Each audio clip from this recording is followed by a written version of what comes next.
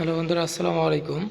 তো আমার আগের ভিডিওটা দেখে অনেকেই বলেছিলেন যে ভাই ফ্যান পয়েন্ট আপনি কোথায় দিয়েছেন, অর্থাৎ ফ্যান পয়েন্ট তো দেখা যাচ্ছে না, রড দেখা যাচ্ছে না। তো আমি বলবো যে আসলে ফ্যান পয়েন্টে যে শুধু রড দেওয়া হয় তা কিন্তু না, এটা হচ্ছে ফ্যান বক্স, অর্থাৎ এর ভিতরেই কিন্তু রড আছে। এই যে এটা হচ্ছে রড, এই রডের মধ্যেই ফ্যানটা থাকবে, আর এখানে থাকবে একটা প্লেট। এই প্লেট দিয়ে যখন মারা হবে ফ্যান লাগানোর পরে, তখন বোঝা যাবে না যে এখানে ফ্যান পয়েন্টটা কীভাবে দেওয়া হয়েছে বা ফ্যানটা এখানে কি করা হয়েছে।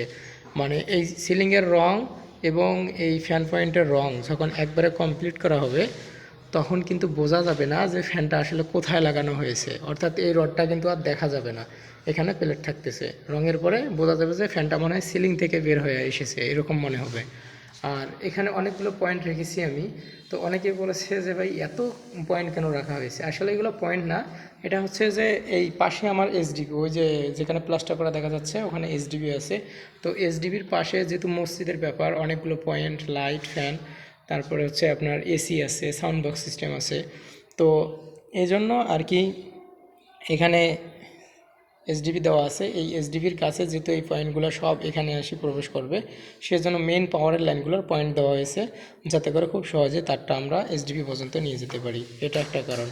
আর অনেকেই বলেছে যে ভাই এখানে তো আপনার ওয়ারিংয়ের আর্থিনের তার নাই, তারপরে আইপিএসের হলুদ তার দেখা যাচ্ছে না, শুধু লাল আর কালো। তো আমি বলবো যে এখানে আসলে মসজিদে আইপিএসের লাইন ওনারা এইভাবে দিবেন আমি বলছিলাম। আর আর্থিনের বিষয়টা হচ্ছে যে আসলে বল এবং লাইটের জন্য দুইটা পয়েন্টে হয় পাওয়ারের লাইন, ওখানে কোনো অতিরিক্ত আর্থিনের লাইন দরকার হয় না বা কেউ দেয় না, সেজন্য আমরা ওইটা দেইনি। আর আইপিএসের লাইন যেহেতু করবে না, সেহেতু তার টেনে তো আর লাভ নেই। যেহেতু ওনারা বলছে যে সোলার সিস্টেম হবে, তাই আমি সামনের দিকে সোলারের লাইন করেছি এবং পয়েন্ট করেছি। তো আপনারা আরও যদি কোনো কোশ্চেন থাকে তাহলে কমেন্টে অবশ্যই জানাবেন, আমরা পরবর্তীতে ওই কমেন্ট অনুপাতে নেক্সট ভিডিও দেবো। সবাই ভালো থাকবেন, আল্লাহ হাফেজ, আসসালামু আলাইকুম।